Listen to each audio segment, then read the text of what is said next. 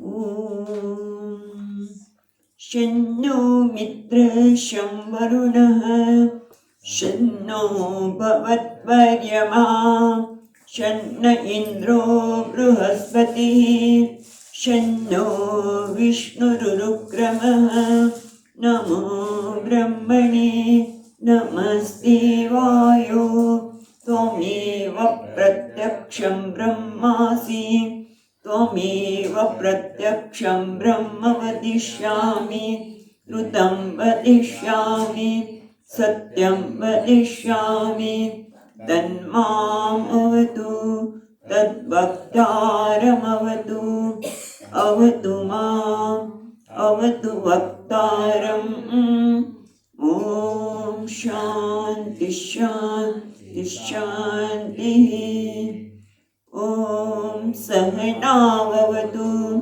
सहनौ भुनक्तु सह वीर्यं करवावहै तेजस्विनावधीतमस्तु मा विद्विषावहै ॐ शान्ति शान्ति शान्तिः श्रुतिस्मृतिपुराणानाम् आलयं करुणालयं नमामि भगवत्पादं शङ्करं लोकशङ्करं शङ्करं शङ्कराचार्यं केशवं बादरायणं सूत्रभाष्यकृतौ वन्दे भगवन्तौ पुनः पुनः ईश्वरो गुरुरात्मेति मूर्तिभेदविभागिने व्योमवद्व्याप्तदेहाय दक्षिणामूर्तये नमः। श्रीहरिं परमानन्दम् उपदेष्टारमीश्वरम् व्यापकं सर्वलोकानां कारणं तं नमाम्यहम्।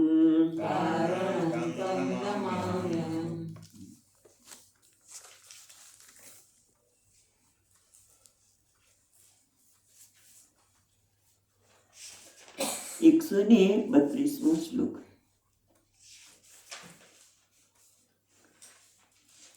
ईशां वृत्ति समावृद्धा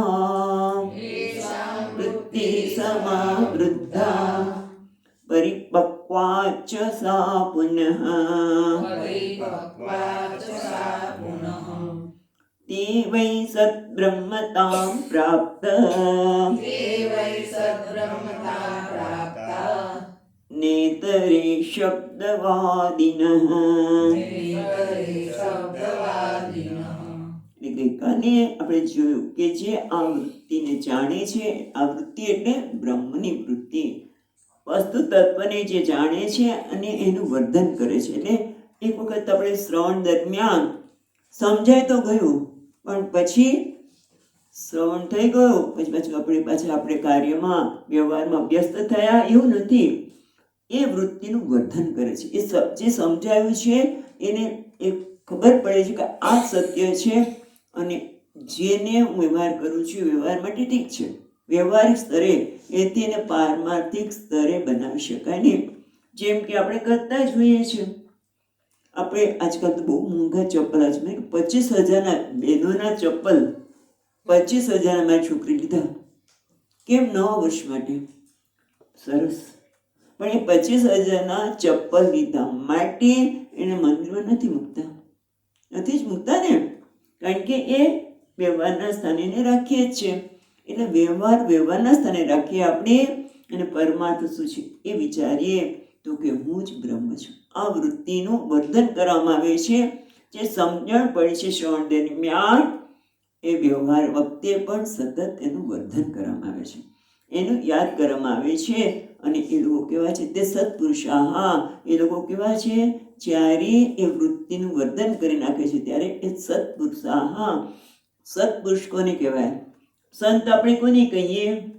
જે ધર્મનું પાલન કરે તે. અને આ કયા ધર્મનું પાલન કરે છે? છેવટનો ધર્મ કયો? આપણે જેમ ધર્મનું પાલન કરે, સત્ય બોલે, પ્રમાણિક રહે, એને પણ સંત જ કહેવાય. એથી આગળ આ બ્રહ્મ જે બધાનો ધર્મ છે એમને પાલન કરે છે માટે સંત છે. એ જ ખરેખર ધન્ય છે. આ પૃથ્વી પર ધન્ય કોણ છે? કૃતકૃત્ય ધન્ય કૃતકૃત્ય એ જ છે. અને એ જ ખરેખર વંદનીય છે, વંદન કરવા યોગ્ય છે. અને ક્યાં? ત્રણેય ભુવનમાં વંદનીય વંદ્યાહ તે ભુવનત્રયે. આ બસ એટલું જ. અને આપણે બધાને આવું ગમે છે. કોઈ મને વંદન કરે, મને આદર આપે. અને એક જગ્યાએ નહીં, ભુવનત્રય, પૃથ્વીલોક, સ્વર્ગ અને દેવતાઓ. સ્વર્ગલોક પણ, દેવતાઓ પણ જાણે છે કે આણે તો જ્ઞાન પ્રાપ્ત કર્યું છે. અને એ જ્ઞાન તો બધા દેવતાઓને પણ નથી મળતું, કારણ કે તો ભોગ ભૂમિ છે. બરોબર? પશુ યોની અને દેવ યોની બંને સરખી. ઓલા નિમ્ન પ્રકારના ભોગો ભોગવવા પડે છે, એટલે ઉચ્ચ કોટીના ભોગ ભોગવે છે, પણ એમને જ્ઞાન મળતું નથી. એટલા માટે ભાગવતમાં બહુ સ્પષ્ટ કર્યું કે દેવતાઓ કહે છે અમે તમને પરીક્ષિતને અમર બનાવી દો, અમે અમૃત કુંભ લઈને આવ્યા છીએ, એને અમૃત કુંભથી બનાવો, પણ અમને જ્ઞાન આપો. પણ મળતું નથી. એટલે દેવતાઓ પણ આ જેને જ્ઞાન પ્રાપ્ત કર્યું છે એના માટે વંદનીય છે, કૃતાર્થ છે. એ પણ આપણે ગઈકાલે જોયું. હવે આગળ કહે છે 133માં શ્લોકમાં, પછી આપણે હજી બાકી રહ્યું. બરાબર?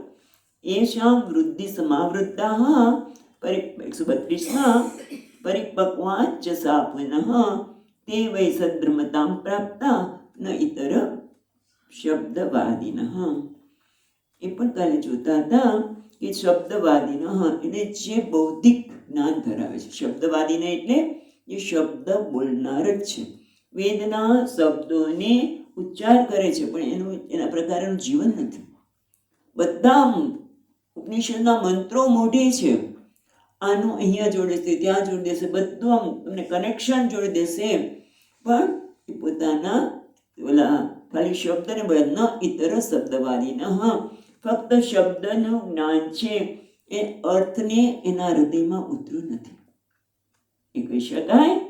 અને જે આ વૃત્તિને સમાવૃદ્ધા સારી રીતે એમને પોતાના જીવનમાં ઉતારી છે, એટલે કે કોઈ પણ પ્રકારનું વિપરીત જ્ઞાન નથી, અને પરિપક્વ બન્યું છે. એ જ્ઞાન પરિપક્વ એટલે પોતાના જીવનમાં ઉતાર્યું છે. જેમ એક બાળક છે અને બીજો છે પરિપક્વ વ્યક્તિ. બંનેમાં ફેર છે કે નહીં? એક જ વસ્તુ માટે બંનેનો અભિગમ કેવો હોય? બાળકનો અને પેલો પરિપક્વ મોટું છે. એક બાળક છે અને એનો પિતા છે. બાળક અને પિતા બંને સાથે છે, તો રમકડાને જોઈને બાળકની કયા પ્રકારની, લખોટીની જ વાત કરો ને, તો લખોટી બાળક માટે સર્વસ્વ છે. જ્યારે પિતા ગુમાવે તો વાંધો નહીં, મળે તો વાંધો નથી. એને કહેવાય પરિપક્વ. એટલે આ જ્ઞાનમાં એ પરિપક્વ થયેલા છે. આ તો વ્યવહારિક પરિપક્વતાની વાત કરી, પણ આ જ્ઞાનમાં એ પરિપક્વ થયા છે, એટલે આત્મસાત કર્યું છે. માટે એનો વ્યવહાર જે પેલા પરિપક્વ પિતાના જેવો છે. લખોટી માટે તે વૈ સદ્બ્રહ્મતાં પ્રાપ્ત, એ લોકો ખરેખર સદ્બ્રહ્મને પ્રાપ્ત કરેલા છે. એ સદ્બ્રહ્મને પ્રાપ્ત કરી શકે છે, એ પ્રાપ્ત થયેલા છે. જે ખાલી શબ્દ જ કે છે એ શબ્દવાદી નહીં. એ શબ્દવાદી કોને કહેવાય? એની વિસ્તારથી વાત પાછા 133માં શ્લોકમાં કરે છે. તો આપણે 133મો શ્લોક જોઈએ. કુશલા બ્રહ્મ વાર્તાયામ વૃત્તિહીનઃ સુરાગિણઃ તેભ્યજ્ઞાનિતયા નૂનં પુનરાયાન્તિ યાન્તિ ચ.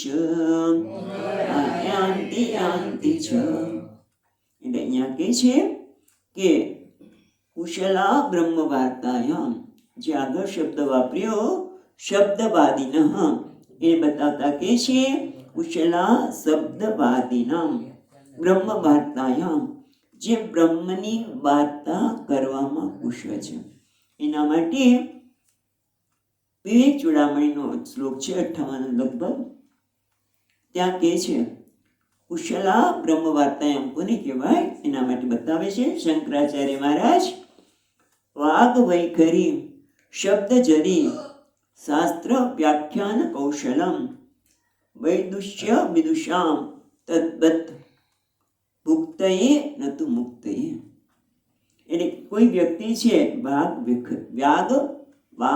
વૈખરી, એટલે ખૂબ મોટેથી આમ જુસ્સાપૂર્વક આ બ્રહ્મ જ્ઞાનની ઉપનિષદની કોઈ પણ ગ્રંથ છે એની બહુ મોટેથી વાતો કરે છે. અને શબ્દ ઝરી, શબ્દનો પ્રવાહ અસ્ખલિત વહે, એક પછી બીજો શબ્દ, કારણ કે શબ્દનું ભંડોળ એની પાસે છે. એટલે આટલા બધા ઉપનિષદોનું અધ્યયન કર્યું છે, એક પછી એક શબ્દનો ભંડોળ વાપરે છે. એટલે શબ્દને આમ કેમ પ્રવાહ વહેતો હોય. અને શાસ્ત્ર વ્યાખ્યાન કૌશલમ, એ શાસ્ત્રનું વ્યાખ્યાન કરવાની કુશળતા. આપણા પૂજ્ય સ્વામીજીની ભાષામાં કહીએ તો ત્વાતવાદિન, એટલે સત્યત્વાદ, જે સત્ય છે સત્યત્વાદ, નિત્યત્વાદ, સત્ય છે માટે નિત્ય છે, નિત્ય છે માટે સત્ય છે, એને કહેવાય ત્વાતવાદિન. અનિત્ય છે માટે મિથ્યા છે, અનિત્યત્વાદ મિથ્યાત્વાદ, ત્વાતવાદ. એને કુશળ છે, શાસ્ત્રના વ્યાખ્યાન કરવામાં કુશળ છે. કોઈ પણ વસ્તુમાં બ્રહ્મસૂત્ર આવે, ઉપનિષદ બધું આવી જાય.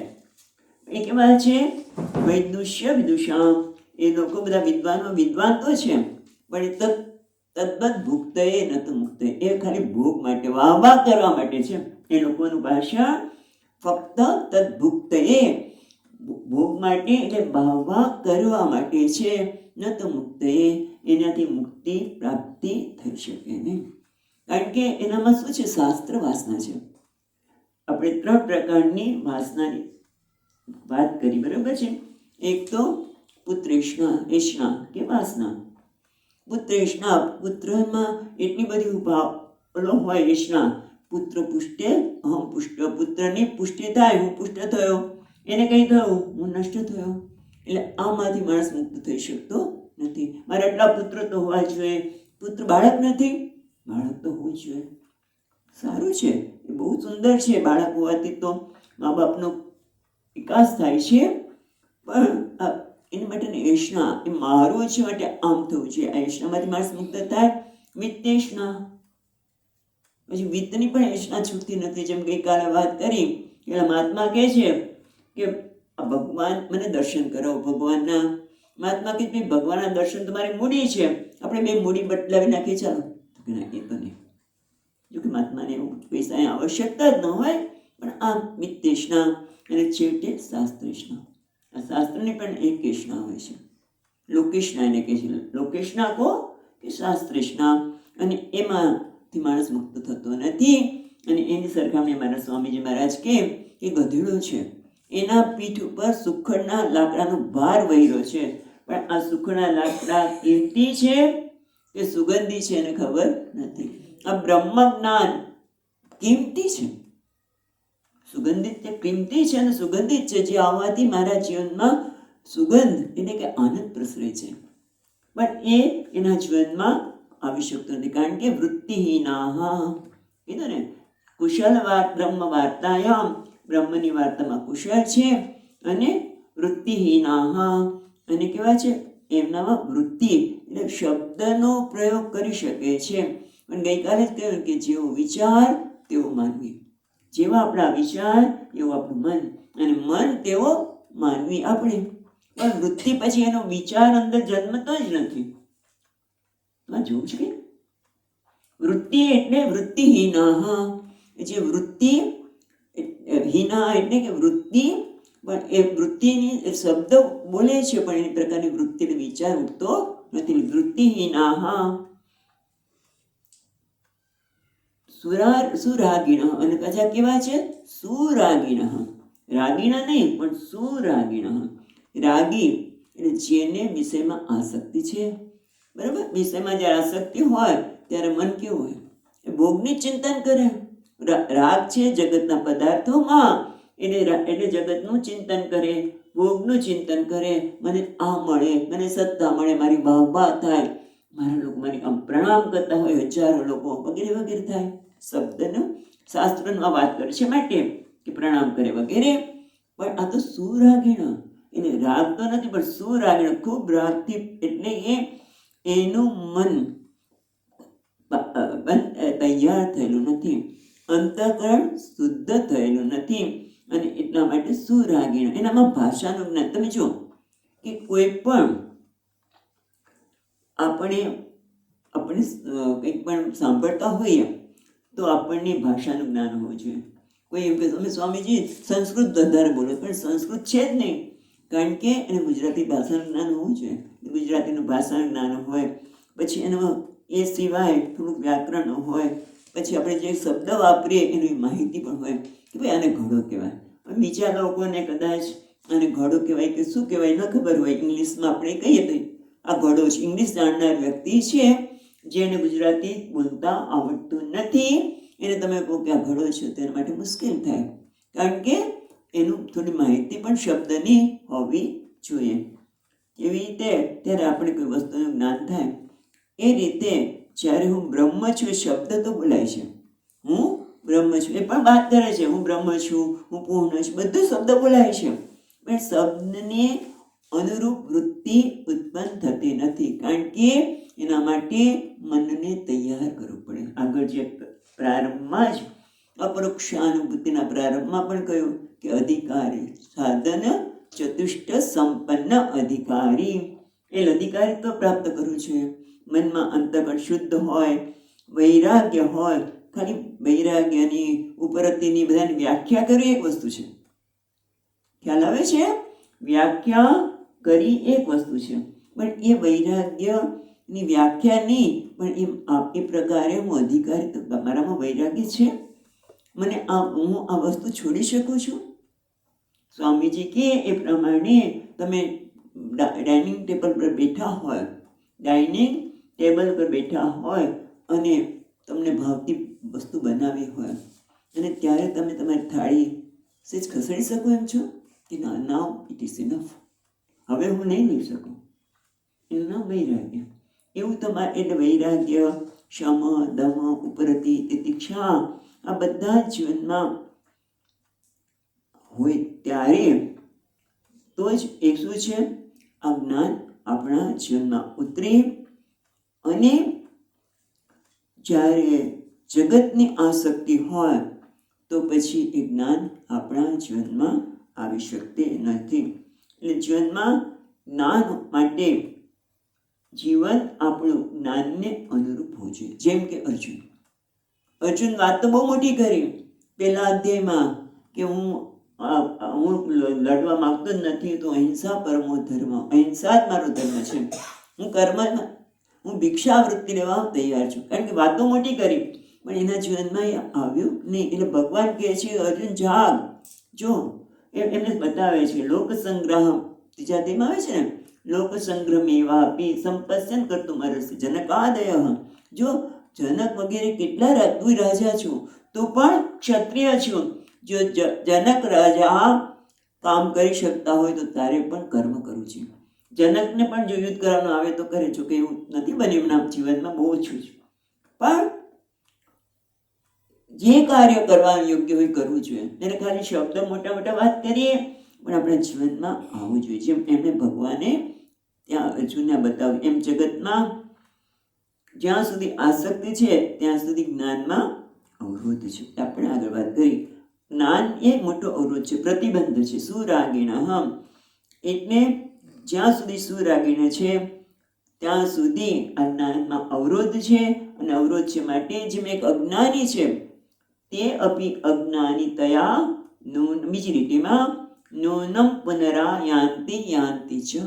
અને એ લોકો પણ અજ્ઞાનીની જેમ વારંવાર જન્મ મરણના ચક્રમાં સતત ફર્યા કરે છે. કારણ કે રાગ છે એટલે દ્વેષ પણ આવવાનો, અને કર્મ કરીએ એટલે એ કર્મને ભોગવવા બીજો જન્મ, પછી પાછો નવો જન્મ, એમ જન્મ અને મૃત્યુના ચક્કરમાં એ લોકો ફરવાના છે. ઓકે, હવે આપણને યતઃ એવં તસ્માત બ્રહ્મનિષ્ઠૈ બ્રહ્મવૃત્તિ એવ સર્વદા સ્થાતવ્યમ ઇતિ સૂચિતમ. એટલે આ દ્વારા 133માં શ્લોકમાં જે બતાવ્યું એ દ્વારા શું કહે છે કે બ્રહ્મનિષ્ઠૈ બ્રહ્મવૃત્તિ સર્વદા સ્થાતવ્યમ. આ બ્રહ્મવૃત્તિ કરવી જોઈએ અને એમાં સ્થિર રહેવું જોઈએ. ખાલી શબ્દજાલમાં જો અટકાઈ રહેશો તો પછી અજ્ઞાની જેવું જ આપણું જીવન બની જવાનું છે. અને હવે એ બ્રહ્મ જ્ઞાની જે છે, બ્રહ્મનિષ્ઠા પ્રાપ્ત કરી છે, એને ઉદાહરણ સાથે બતાવે કે જો આવા લોકો પણ છે. એટલે જ્ઞાન છે એ કોઈનો વિરોધ કરતું નથી. જ્ઞાન કર્મ, આ બ્રહ્મ જ્ઞાન કર્મનો વિરોધ નથી કરતું. હા, એ બતાવે છે કે જ્ઞાન કેવું હોવું જોઈએ એ અને એનું ઉદાહરણ સાથે બતાવે છે 134માં શ્લોકમાં. નિમેષાર્ધં ન તિષ્ઠન્તિ વૃત્તિં બ્રહ્મમયીં વિના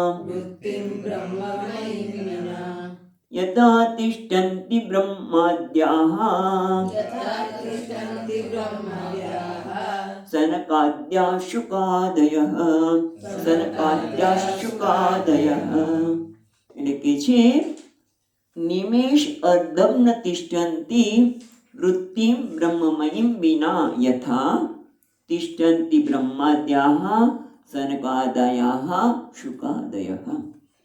એટલે પહેલા તો એ કહે છે કે નિમેષાર્ધમ એટલે અડધી નિમેષ એટલે અડધી ક્ષણ પણ એ બ્રહ્મવૃત્તિ વગર રહેતા નથી. એ કોણ છે તો યથા તિષ્ઠન્તિ બ્રહ્માદ્યાઃ, બ્રહ્માજી વગેરે, સનક સનગાદી વગેરે, અને શુક્રાચાર્ય ને સુખદેવજી વગેરે, શુક્રાચાર્ય સુખદેવ વગેરે.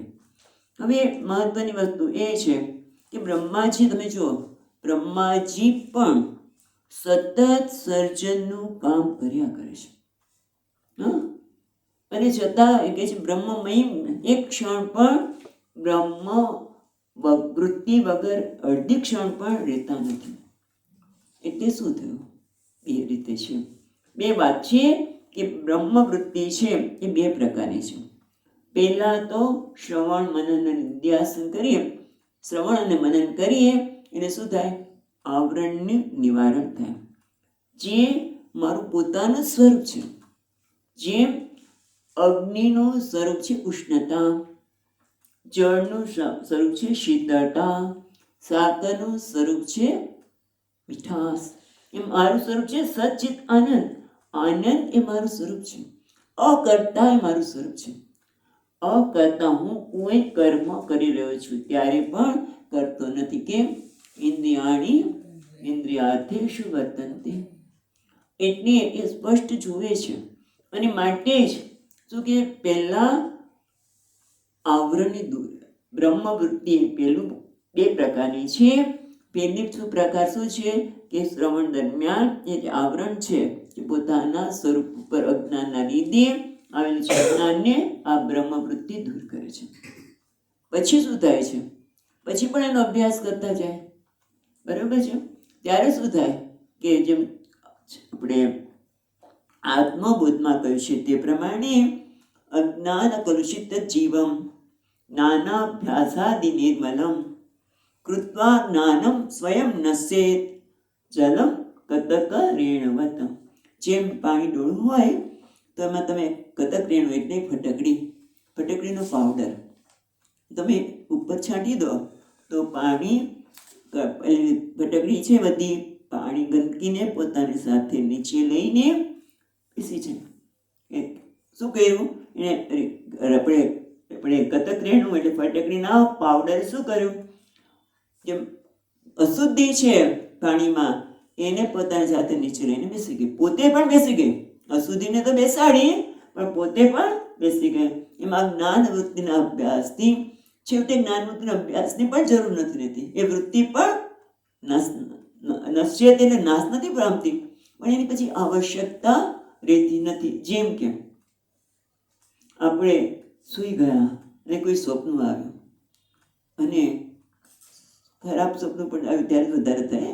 સારું સપના બહુ વાંધો નથી આવતો, પણ એવું કંઈક આવી ગયું હોય અને જાગીએ પછી પણ બધું યાદ હોય, એટલે આપણી જાતને કહ્યું પણ હું જાગી ગયો છું, જાગી ગઈ છું, જાગી ગયો છું. અને ક્યાં સુધી કહેવું પડે? જ્યાં સુધી પેલા સ્વપ્નની અસર દૂર થતી નથી ત્યાં સુધી. પછી કહેવાની જરૂર છે આખા દિવસ દરમિયાન હું જાગું છું, કારણ કે સહજ છે.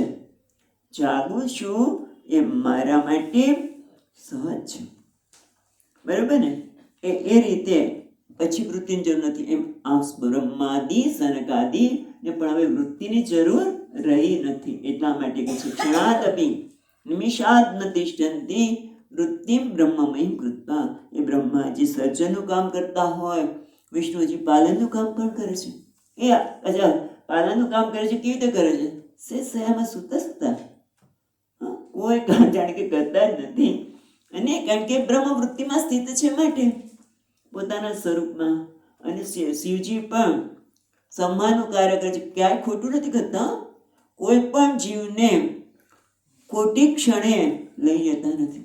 જેમ જે સમયે જ્યારે થાય ત્યારે જ આપણે એમ લાગે કે બધા હવે આ વ્યક્તિ જતી રહેશો, સ્વામીની જે હવે તેમનું જીવન છે જ નહીં એવું લાગે છે, પાછા ઊભા થઈ જાય. કેમ? કારણ કે હજી એના કર્મો બાકી છે. અને એટલે આ બધું આટલી સાવચેતી પૂર્વક કર્મ કરતા હોવા છતાં પણ એ બંધાતા નથી, એમને એ ભાર નથી. કારણ કે ક્ષણાદપી ન તિષ્ઠન્તિ વૃત્તિમ બ્રહ્મમયીમ વિના. એટલે બ્રહ્માજી વગેરે, પછી સનકાદ્ય સનક વગેરે, સનક સનકાદિ જે 4 ભાઈ છે. સનક સનકાદિ એ તો 4 ભાઈ છે, અને કહેવાય છે કે હંમેશા 5 જ વર્ષ લાગે છે. અને કારણ કે બ્રહ્મમાં જ નિષ્ઠ છે. કેવી રીતે કહો છો? કારણ કે ઉપનિષદમાં આવે છે કે નારદજી પણ છાંદોગ્ય ઉપનિષદમાં કે નારદજી પણ આપણે સનક સનકાદિ પાસે જ્ઞાન લેવા આવ્યા. અને ભાગવતમાં પણ છે કે એમણે સુખદેવજીને જ્ઞાન આપ્યું ટૂંકમાં. એટલે આ અહીંયા જ્ઞાન પરંપરાની વાત કરે છે. સાથે સાથે કે જો આ બ્રહ્માજી વગેરે પણ કઈ છે દેવતાની પરંપરા, પછી ઋષિ પરંપરા. સનક સનકાદિ ઋષિઓ છે, જે નારદજી જેવા ઋષિને પણ જ્ઞાન આપ્યું. અને પોતે 5 વર્ષના એટલા માટે હતા કારણ કે એમનો જન્મ શુક્ર અને શોણિતના થી મિશ્રણથી થયેલો નથી, પણ એ તો એમને ગર્ભમાં વાસ કર્યો નથી. એમણે તો માનસ પુત્ર છે, બ્રહ્માજીના માનસ પુત્ર છે, અને પાછા જ્ઞાનમાં નિષ્ઠ છે. અને પછી છે શુકાદય. શુકાદય આમ તો પછી શું છે, આપણે બોલીએ છીએ ને નારાયણ પદ્મભવમ વશિષ્ઠમ તત્પુત્રમ છે પરાશરમ છે, બરાબર? એટલે એ રીતે નારાયણ એટલે દેવતા થઈ ગયા. પછી આ બધા સનકાદિ પણ, અને પછી સુખદેવજી શંકર, સુખદેવ આપણે ગૌડપાદાચાર્ય બધી આવે છે ને, સુખ ગૌડમ ગૌડપાદાચાર્ય અને શંકરાચાર્ય, અને પછી અસ્મદ આચાર્ય પર્યંતામ વંદે ગુરુ પરંપરા. એ આપણે કહેવાનું શું છે કે આ બધા અસ્મદાચાર્ય જવા દો, પણ આ જે પરંપરાના લોકો છે એ કોઈ સામાન્ય નથી, એ જ્ઞાનમાં નિષ્ઠ છે. એટલે આપણે પણ આ પ્રકારનો પ્રયત્ન કરવો જોઈએ. આવી પરંપરામાં આપણે આવી છે. આપણે આપનું જ્ઞાન મેળવીએ છીએ કે સામાન્ય નથી, કારણ કે કોઈ નથી આ વેદાંત નથી, આ વેદાંત જ છે. અને અદ્વૈત તો વેદાંત જ છે. કેમ? કારણ કે બ્રહ્મ છું ને સર બ્રહ્મ છે, તો દ્વૈત ક્યાં રહ્યો? અદ્વૈત કોને કહે? જ્યાં દ્વૈતનો અભાવ છે. અને દ્વૈતનો અભાવ એટલે શું? જ્યાં નિમે સાધન તિષ્ઠન્તિ વૃત્તિમ બ્રહ્મમયીમ કૃત્વા. એ જ્યાં બ્રહ્મ વૃત્તિ છે, એ સતત બ્રહ્મને જુએ છે. એટલે પરંપરા કોઈ સામાન્ય નથી, અને એ પરંપરામાં આપણે આવીએ છીએ તો આપણે પણ એટલી મહાન પરંપરામાં કોઈ સામાન્ય પરંપરા નથી. તો એ પરંપરાને અનુરૂપ જીવન જીવવા માટે કહે છે કે આવું એમના જેવું પ્રયત્ન કરવો પડે. સરળ નથી હો, કારણ કે એટલા બધા દ્રઢ સંસ્કાર દ્વૈતને, જગતને સત્યતા આપવાના અને દેહને પણ. મારું મન વિક્ષિપ્ત છે, મારું મન આવું છે, કેમ? એટલે તું મન તો છે ને, પણ છતાં આપણે એની સાથે કીધું ગઈકાલે વિચાર સાથે ઝંપલાવી દે છે. એમ કીધું ને કેટલા લોકો ઝંપલાવી દે. એ બધામાંથી નીકળવા માટે આ વસ્તુ છે અને એના માટે આ બ્રહ્મવૃત્તિ કરવાની છે. હવે આગળ કે છે, હવે કે છે તદેવમ સ્વાભિમતમ. હા, એક બીજું સરસ છે અહીંયા કે છે ટીકાકાર 134માં શ્લોકમાં નિમેષાર્ધમ ન તિષ્ઠન્તિ, એટલે કે છે એતેન બ્રહ્માદિ સેવ્યત્વાદ અતિ શ્રેષ્ઠ અયમ સમાધિ પર્યંતમ રાજયોગ. એટલે કે છે આ ટીકાકાર યાદ અપાવે છે કે બ્રહ્માજીથી વગેરેથી સેવન કરવામાં આવેલો છે. સમાધિ પર્યંતમ, જે 15 અંગની વાત કરી સમાધિ સુધીના યમથી શરૂ કરીને એ બધા કેવા છે? રાજયોગ. રાજયોગ એટલે કોના પ્રમાણે? આમના પ્રમાણે. રાજયોગ એટલે જે સરળતાથી પ્રાપ્ત થાય છે. રાજયોગને કહે છે, અમારા ગુરુજી મહારાજ કે સખણી રાજયોગ. આ રાજયોગ કેવો છે? સરળ છે, જ્યાં કોઈ અવરોધ નથી, એવો સુંદર રાજયોગ છે. આવ્યા છો દેશોમાં આવો રાજયોગ છે. એટલે હવે પોતાના અભિપ્રાય પ્રમાણે આ જે રાજયોગ છે એના સંદર્ભમાં કહે છે તત એવમ સ્વઅભિમતમ સાંગમ રાજયોગમ અભિધાય. જે પોતાના મત પ્રમાણે, શંકરાચાર્ય મત પ્રમાણે આ કેવો છે? રાજયોગ, સખણી રાજયોગ. સ્વામી સખણી એટલે આમ તો દક્ષિણો શબ્દ છે. સરળતાથી, એમ કે તમે હાઈવે ઉપર જતા હોય, આજકાલ જો કેવા સરસ રોડ થઈ ગયા છે હાઈવેના, એવો આ રાજમાર્ગ છે. ક્યાંય તમે અટકો નહીં, કારણ કે ઓલા ચક્રનું ધ્યાન કરતા હોય. અને મેં જો યોગ્ય સત્ય વાત કરું છું, હા, કે ચક્રનું ઘણા લોકો ધ્યાન જાતે જાતે કરતા તો અથવા તો ગુરુજી દૂર બેઠા હોય અને આપણે અહીંયા બેઠા હોય અને ચક્રનું ધ્યાન કરે, પછી ઘણી બધી મુશ્કેલી આવે છે. મારી પાસે ઘણી વખત લોકો આવ્યા પણ છે. એટલે એની યોગ્ય માર્ગદર્શક હોવા જોઈએ. એટલે મને ચક્રનું ધ્યાન આવડે છે ને આવ્યા છે એવું કહેવાનું નથી હોતું. આપણે તો સખણી રાજમાર્ગના જ આપણે માર્ગે ચાલનારા છીએ. પણ એ ક્યારેક કહી શકીએ ખરા, બતાવી શકીએ થોડું ઘણું, પણ કહેવાનું છે કે એ વખતે યોગ્ય ગુરુ એમની સાથે ન હોય તો અનેક પ્રકારના વિઘ્નો આવે છે. પણ આ કેવો છે? રાજયોગ સરળ. કારણ કે જ્યાં ચક્રની વાત દેહ જ હું નથી, પછી શું ચિંતા? આ દેહની સ્થિતિ જ હું નથી, પછી કેટલો સરળ માર્ગ છે. પણ કેવો છે? ખાંડાની ધાર જેવો. સાવધાનીની આવશ્યકતા છે, નહીં તો પછી શબ્દ જાલમાં ફસાઈ જઈએ. હવે એટલા માટે કહે છે કે પૂર્વ એટલે આમ તો ઉપસંહાર કરે છે. હવે પછી ના શ્લોકથી 5 શ્લોકમાં ઉપસંહાર કરે છે. તો આપણે 135મો શ્લોક વાંચીશું. 35મો. કાર્યે કારણતયા યાતા, કાર્યે કારણતા યાતા, કારણે નહીં કાર્યતા, કારણત્વં તતો ગચ્છેત, કાર્યાભાવે વિચારતઃ.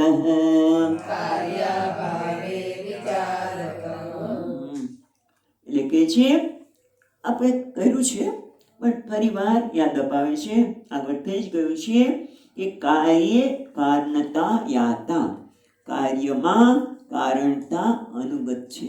જેમ કે આ ઘડો છે એ કાર્ય છે, તો એ કાર્યમાં માટી છે કે નહીં? તો અનુગતા. હા, કાર્યમાં કારણ અનુગત છે, પણ કારણે નહીં કાર્યતા. એ બહુ મહત્વનું છે. કાર્યમાં કારણ અનુગત છે, એટલે કે ઉપાદાન કારણ. કારણ એટલે ઉપાદાન કારણ. માટી ઉપાદાન કારણ છે, નિમિત્ત કારણ અનુગત નથી. એ તો બહુ મુશ્કેલી પડે. હા, નિમિત્ત કારણ એટલે કોણ? આનું કુંભાર. તો પછી આપણે ઘડો લાવીએ તો નિમિત્ત કારણને પણ સાથે લાવવું પડે. પણ ઉપાદાન કારણ છે એ હંમેશા રહેલું છે.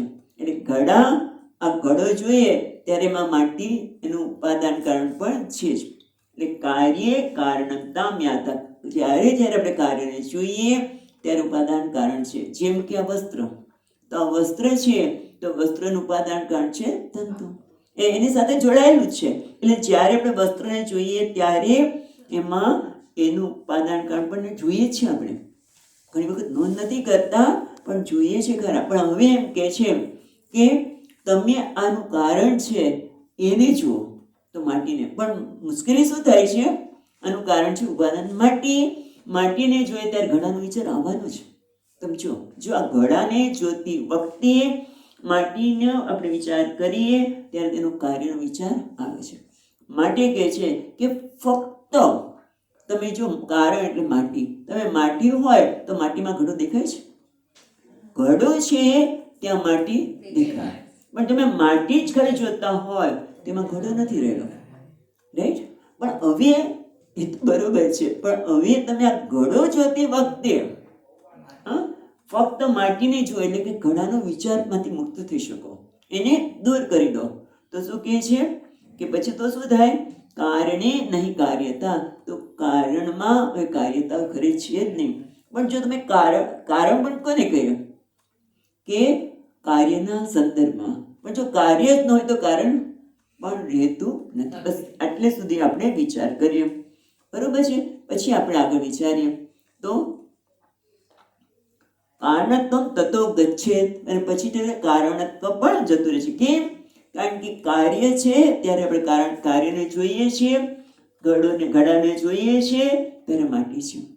અને પછી આપણે કારણ પણ પછી કે છે કારણ છે, કારણમાં કાર્ય નથી, માટીમાં ઘડો નથી, માટીમાં કુંચો નથી.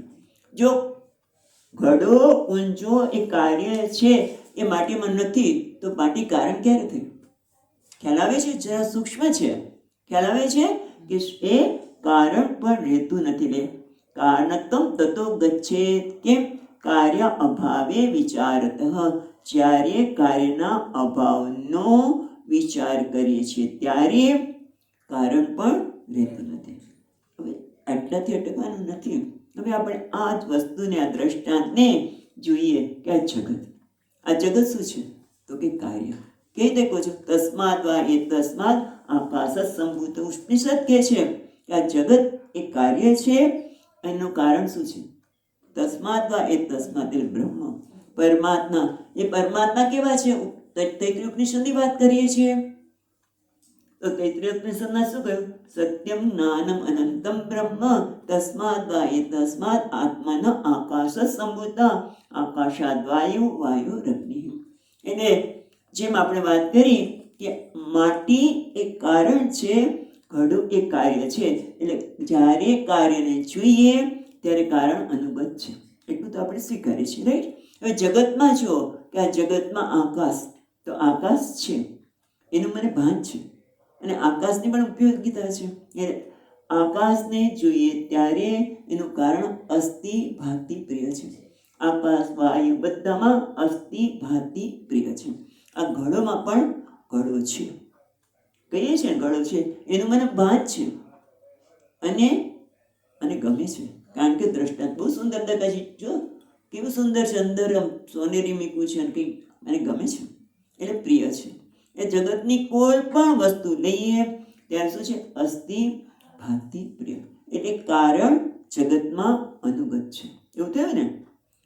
કારણ જગતમાં એનું કારણ બ્રહ્મ અનુગત છે, બ્રહ્મ અનુગત છે. પણ બ્રહ્મ પછી વાત કરી કે બ્રહ્મ એ કાર્ય ઉપર આધારિત નથી. બ્રહ્મ જેમ માટી છે, માટીમાં ઘડો છે નહીં. પછી એનાથી પછી આગળ વધ્યા કે માટીમાં ઘડો છે નહીં એ તો આપણે સમજ્યા, પણ જ્યારે ઘડો જોઈએ ત્યારે પણ જો ફક્ત માટી તરફ દ્રષ્ટિ કરી તો કાર્યમાં ઘડી રહેતો નથી. તો પછી કારણતા પણ ક્યાં? એટલે બ્રહ્મ જગતનું કારણ છે, રાઈટ? હવે કહે છે કેમ? કારણ કે જગતમાં જ્યાં જ્યાં નજર કરીએ ત્યાં બ્રહ્મના અસ્થિ ભાતિ અને પ્રિયના દર્શન થાય છે. પણ એ બ્રહ્મમાં કાર્ય નથી, બ્રહ્મમાં કાર્ય નથી, એના ઉપર એ આધારિત નથી. આ કાર્ય નથી એટલે શું? એ આધારિત નથી. બરાબર? તો શું છે આધારિત નથી? એટલે કે તમે જ્યારે જુઓ ત્યારે બરોબર આમ દર્શન કરીને ત્યારે એમાં કાર્ય પણ કારણ પણ રહેતું નથી.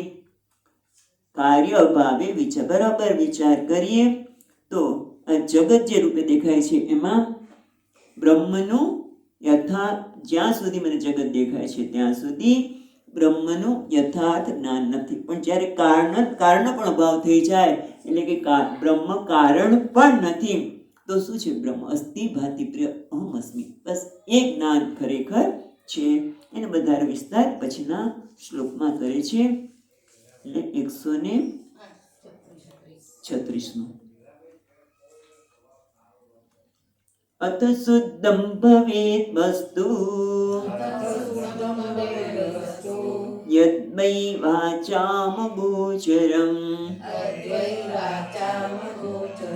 દ્રષ્ટવ્યમ મૃદ્ઘટેનૈવ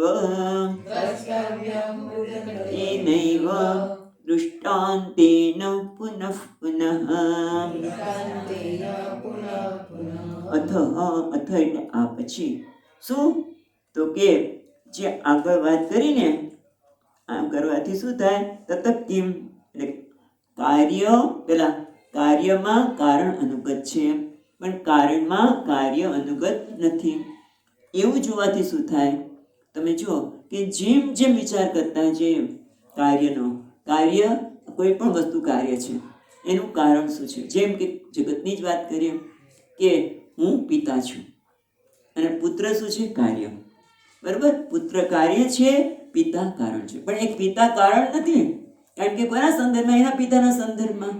રાઈટ? એટલે પાછા એ પુત્ર બની ગયા. એ રીતે કોણ પિતા સમજાવતા દરેક વખતે વિચાર કરતા જઈએ તો એના પિતા કોણ, એના પિતા કોણ, એના પિતા કોણ? તો છેવટે એક સ્થિતિ એવી આવશે કે જે પિતાના કોઈ પિતા નથી. ખ્યાલ આવે છે? જે પિતાના કોણ છે? પરમાત્મા, જેના કોઈ પિતા નથી. જેમ શિવજીના માતા પિતા કોણ? જ્યારે પેલા વિવાહ થાય છે એમાં કે એમના માતા પિતાનું નામ કહો, તમારું ગોત્ર કયું? કે કોઈ ગોત્ર નથી, કોઈ માતા પિતા નથી. શું છે? છેવટે માતા પિતા વગેરે. એવી રીતે અહીંયા પણ જગતના કોઈ પણ પદાર્થ નહીં. આપણે એમ કહીએ છીએ કે આ ઘડાનું કારણ છે માટી, પણ માટીનું કારણ તો કે પૃથ્વી, પૃથ્વીનું કારણ તો કે જળ. ના ક્યાંથી પરમાત્મા સીધા લાવી દીધા? પ્લસ કારણમાંથી ધીમે ધીમે સૂક્ષ્મ તરફ જવાનું સીધા. ક્યાંથી પૃથ્વીનું કારણ પરમાત્મા લાવવામાં આવે છે ને? પૃથ્વીનું કારણ શું છે? કે જળ. કારણ કે તસ્માત એ પ્રક્રિયામાં જ પાછું જવાનું છે. બરોબર ને? તો પૃથ્વીનું કારણ જળ છે, જળનું કારણ અગ્નિ, અગ્નિનું કારણ વાયુ, રાઈટ? અને આકાશનું કારણ બ્રહ્મ. એટલે જે કંઈ તમને દેખાય છે કેવી વિશેષતા છે. એટલે કે તમે જ્યારે વિચાર કરીએ કારણો જેમ જેમ સૂક્ષ્મ થતું જાય તેમ તેમ શું થાય છે કે એ સૂક્ષ્મ થઈ જાય છે અને એમાં કોઈ વિશેષતા રહેતી નથી. એને જ કહે છે અથ શુદ્ધમ ભવેત વસ્તુ. અને અથ જ્યારે તમે કારણનો વિચાર કરો છો ત્યારે સૂક્ષ્મતા જતા એ કેવા શુદ્ધમ ભવેત, એ કેવું બની જાય છે? શુદ્ધ. એટલે કે એમાં કોઈ પ્રકારની અશુદ્ધિ નથી, એટલે કે નિર્વિકાર. આમ તો જોઈએ તો નિર્વિકાર, નિર્વિશેષ. તમે જોડો કે અસ્થિ ભાતિનો કોઈ આકાર છે? એનો કોઈ આકાર જ નથી, એટલે નિરાકાર. એનો કોઈ વિશેષ છે? અલંકારની વિશેષ છે, એમાં વિશેષતા એ સુવર્ણમાં ઓછી હોય. બરાબર? માટી ઘડાની અનેક વિશેષતા, નાનો ઘડો, મોટો ઘડો, આ બધા ઘડામાં વિશેષતા છે, પણ માટીમાં વિશેષતા નથી. પણ એમ કરતા સૂક્ષ્મ જતા રહો. આપણે ઉપનિષદની પ્રક્રિયા કાર્ય સૂક્ષ્મતામાં લીધી, પણ વૈજ્ઞાનિક દ્રષ્ટિએ જુઓ તો પણ એક છે. અણુ, પરમાણુ, બીજાણુ, પછી શું આકાર છે? કોઈ આકાર જ નથી, કોઈ આકાર નથી, કોઈ વિશેષતા નથી. તો તો પછી પ્રશ્ન એમ થાય કે તમે કહો છો બ્રહ્મમાં કોઈ વિશેષતા જ નથી, નિર્વિકાર છે, પણ જગતમાં તો વિશેષતા દેખાય છે. હા, જગતમાં તો વિશેષતા દેખાય છે અને તમે એમ કહો છો બ્રહ્મ તો નિર્વિશેષ. વિશેષતા ક્યાંથી આવી?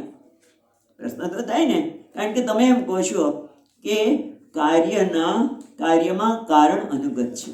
જો બ્રહ્મ કારણ હોય જગતનું તો નિર્વિશેષ છે, નિરાકાર છે, કોઈ આકાર પણ નથી. નિર્વિશેષ તો વિશેષતા ક્યાંથી આવી? પછી અન્વેષણ કરવું પડે. જેમ કે દ્રષ્ટાંત દઈએ કે દોરડામાં જે સર્પ દેખાય છે, તો આ સર્પમાં વિશેષતા, દોરડામાં સર્પની વિશેષતા ખરેખર છે, દેખાય છે. કેમ? કારણ કે અજ્ઞાનના લીધે. કેમ? કારણ કે મેં એ દોરડા ઉપર સર્પનો અધ્યારોપ કર્યો. એ અધ્યારોપિત છે, મિથ્યા છે. એ રીતે અન્વેષણ કરતા શું છે? શુદ્ધમ ભવેત વસ્તુ. અને વસ્તુ કેવી છે? વાચામ અગોચર. યદ્વૈ વાચામ ગોચરમ. યદ્વૈ અથવા તો હિ પણ શબ્દ છે. યદ્ધિ વાચામ ગોચરમ. અને જે કેવી છે? શુદ્ધ વસ્તુ, જેને વાણી અને મનનો વિષય નથી. તો આપણે ઘણી વાર જોઈ ચૂક્યા છીએ કે એ વાણી કે મન દ્વારા એનો વિષય નથી, એટલે એનું વર્ણન થઈ શકે નહીં. નિર્વિકારનું કેવી રીતે વર્ણન થાય? કોઈ આકાર હોય તો વર્ણન કરી શકાય. કેમ? જેમ કે આપણે જોઈ ગયા છે આગળ ઘણી વાર કે વિશેષ હોય એટલે કાં તો ગુણ, જાતિ હોય, ગુણ હોય, ક્રિયા હોય, સંબંધ હોય તો તમે એનું વર્ણન કરી શકો. બરાબર છે ને? જાતિ, ગુણ, ક્રિયા, સંબંધ, એનું વર્ણન થાય. પણ જે કોઈ વિશેષતા જ નથી, જાતિની કે ગુણની કે કોઈ વિશેષતા જ નથી. કારણ કે કેમ કે સૂક્ષ્મ થયા જેમ જેમ કારણમાંથી બીજા કર્મમાં, એના કર્મમાં જતા સૂક્ષ્મ જતા છેવટે તો નિર્વિશેષ જ રહે છે. એટલે વર્ણન થઈ શકે જ નહીં નિર્વિશેષનું. એટલે કે છે વાત યદ્વૈ, જ્યારે એ કેવું છે? વાચામાં ગોચર. એ વાણી અને વિષય નથી, વાણી અને મનનો વિષય નથી. પણ જે વિશેષતા દેખાય છે એનું શું? તો કે ધારીને છે ને એને જેમ કે આપણે ઘણી વખત વાત કરી છે, લાવવાની જરૂર છે. એક વખત તમે આમ લાગે ગૂંચવાડા પછી કે ધારીને છો, શું દેખાય? બરોબર ધારીને છો. વચ્ચે ઓમ, શ્રી કૃષ્ણ, શિવજી કંઈક દેખાય ને એમાં આવે છે. એ જ્યારે આ જગતમાં તું અન્વેષણ કરે ત્યારે શું રહે? શુદ્ધ વસ્તુ. અને એ કેવી છે? વાચામ અગોચર. એને વાણીનો વિષય નથી, પણ એના માટે તમારે ધારીને જોવું પડે. એટલા માટે કહે છે યદ વૈ એટલે કે ખરેખર, અથવા તો એની જગ્યાએ હિ એટલે પ્રસિદ્ધિ છે. ક્યાં પ્રસિદ્ધિ છે? શ્રુતિમાં. કઈ શ્રુતિ? યતો વાચો નિવર્તન્તે અપ્રાપ્ય મનસા સહ. એટલે આ શુદ્ધ વસ્તુ કેવી છે? હું. શુદ્ધ વસ્તુ કલ્પના નથી કરવાની. શુદ્ધ વસ્તુની એ જે હું, જેમાં કોઈ વિશેષ નથી, એ હું. જેમાં કોઈ વિશેષ નથી. કયા વિશેષ નથી? આ શરીરનો વિશેષ. શરીર એક વિશેષ છે. ઊંચો નીચો, સારો ખરાબ, બધા વિશેષથી મુક્ત જે છે હું, એ નિર્વિશેષ છે. અને એ કેવું છે? વાચામ અગોચર. એની વર્ણન ન કરી શકાય, પણ એના માટે ધારીને જોવું પડે. નહીંતર પાછું કેવું થાય કે ધારીને જોઈએ દેખાય, પછી ફરી વાર જોવા જઈએ ને ન દેખાય. થાય છે હવે આપણે કે જો આમાં ઓમ છે કે જુઓ તો બીજી વાર જોવા જઈએ તો પાછું જતું રહે. એમ કે એવી જગતને જોઈએ, હા હું આ તત્વ છું, પણ એ ઝાંકી થઈ ન થઈ પાછા આ વિશેષમાં પડી ગયા. અને આમ કર્યું, પેલા આમ કર્યું, આમ થવું જોઈએ ને પેલું ન થવું જોઈએ. બધા વિશેષમાં આપણે અટવાઈ જઈએ છીએ. તો શું કરવું જોઈએ?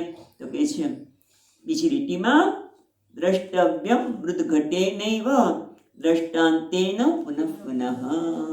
એટલે વારંવાર આ જે વિશેષતા આવી જાય ત્યારે તમે આ દ્રષ્ટાંત કેટલું સુંદર છે કે દ્રષ્ટવ્યમ મૃદ ઘટે નૈવ દ્રષ્ટાંતેન. જે મૃદ ઘટનું દ્રષ્ટાંત આપ્યું કે કાર્યમાં કારણતા અનુગત છે, પણ કારણમાં કાર્ય અનુગત નથી. જો અનુગત તો પછી કારણ પણ ક્યાં રહ્યું? એટલે કોઈ વિશેષ પણ રહ્યો નહીં. એ જે વાત કરી છે એનું તમે વારંવાર આલોચન કરો, વારંવાર જુઓ, તો શું રહેશે? શુદ્ધ વસ્તુ ભવે. તો શુદ્ધ વસ્તુ સિવાય કઈ રહેશે નહીં. હવે આગળ કે છે એટલે આ જે આપણને કાર્ય કારણતા અનુગતની વાત કરી, એક જ્ઞાન પણ નથી, એનું તમે ધ્યાન પણ કરી શકો એ વસ્તુ કે છે. ન કેવલમ વિચાર જ્ઞાન સાધનમ એવ ધ્યાન સાધનમ અપી. એટલે આગળ કે છે 137મા શ્લોકમાં, અનેનૈવ પ્રકારેણ વૃત્તિર્બ્રહ્માત્મિકા ભવેત ઉદેતિ શુદ્ધચિત્તાનાં વૃત્તિ જ્ઞાનમ તતઃ પરમ. કેવલમ વિચાર એટલે કે છે અનેનેવ પ્રકારેણ, એટલે આ પ્રકારે કાર્ય કારણનો જે પ્રક્રિયા છે એ પ્રકારે વિચાર કરવાથી. પણ કોને? શુદ્ધ ચિત્તાના, જેનું શુદ્ધ ચિત્ત છે, જેનું ચિત્ત રાગ દ્વેષથી રહિત છે, આગ્રહથી રહિત છે. બ્રહ્મ એટલે આવો જ હોવો જોઈએ એ આગ્રહ છે, કારણ કે ચિત્તમાં કોઈક રાગ છે.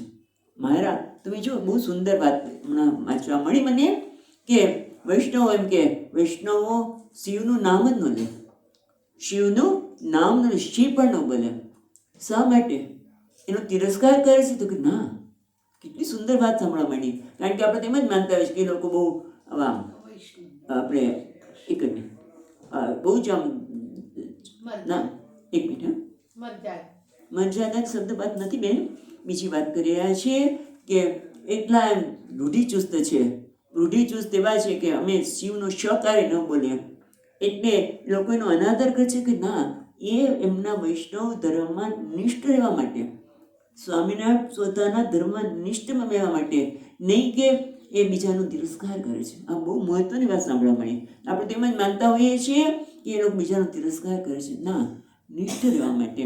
એટલે અહીંયા કંઈ શુદ્ધ ચિત્તાના, પણ અહીંયા કેવા વાત છે, આપણે વૈષ્ણવની શૈવની કે સ્વામિનારાયણ વાળાની વાત નથી કરતા, કારણ કે એ લોકો અમુક જ ને સ્વીકાર થયા છે. પણ જ્યારે એનું મન ઓપન એટલે કહેવાય ને ખુલ્લી પાટી જોઈએ કે જે કહેવામાં આવે છે એને જોવા તૈયાર હોય, એના માટે આ વસ્તુ થાય છે. અન્ય આ પ્રકારે જ્યારે શુદ્ધ ચિત્તવાળા છે એની વૃત્તિ જ્ઞાનમ ઉદેતી, એના ઉદેતી શુદ્ધ ચિત્તાનમ. બીજી રીતેમાં કે છે અનેનેવ પ્રકારેણ વૃત્તિ બ્રહ્માત્મિકા ભવે. આ રીતે તમે કાર્ય કારણનો પ્રક્રિયા વિચાર કરતા કરતા છેવટે તમે નિર્વિશેષમાં પહોંચશો.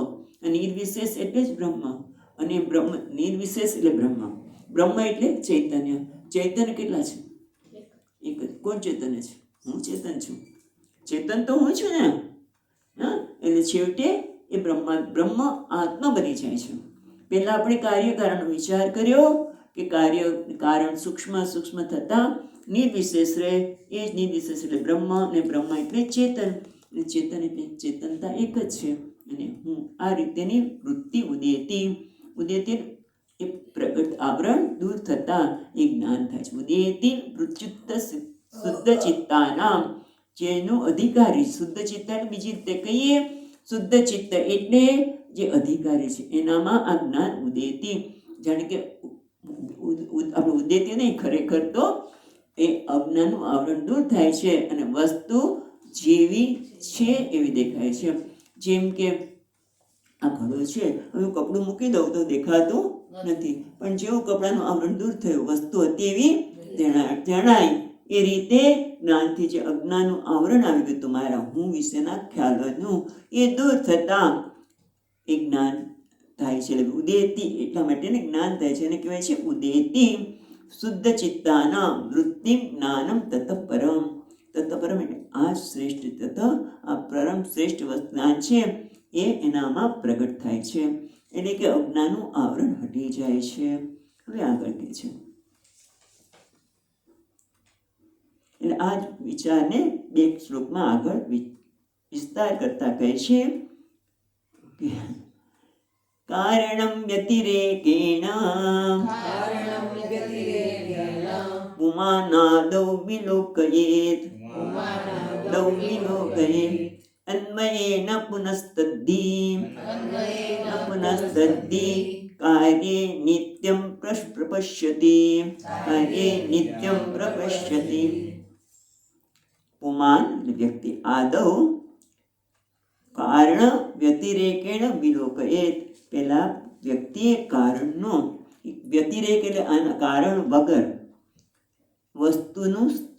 વસ્તુની સ્થિતિ નથી, જેમ કે અસ્થિ ભાતિ દરેકમાં રહેલું છે. હવે એ કારણ નહીં લેતો તો કશું અસ્તિત્વ રહી શકે નહીં.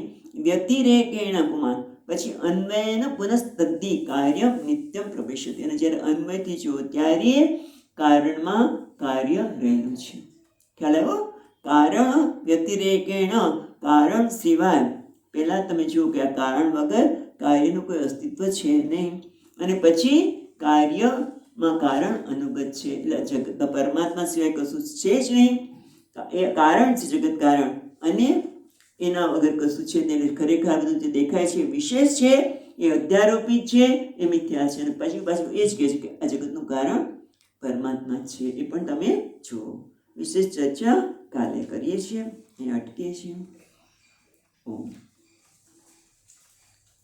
ઓમ પૂર્ણમદઃ પૂર્ણમિદં પૂર્ણાત પૂર્ણમુદચ્યતે પૂર્ણસ્ય પૂર્ણમાદાય પૂર્ણમેવાવશિષ્યતે. ઓમ શાંતિ શાંતિ શાંતિ. શંકરં શંકરાચાર્યં કેશવં બાદરાયણં સૂત્રભાષ્યકૃતૌ વંદે ભગવन्तौ પુનઃ પુનઃ. ઈશ્વરો ગુરુરાત્મેતિ મૂર્તિભેદ વિભાગિને વ્યોમવદ્વ્યાપ્તદેહાય દક્ષિણામૂર્તયે નમઃ. ઓમ શાંતિ શાંતિ શાંતિ.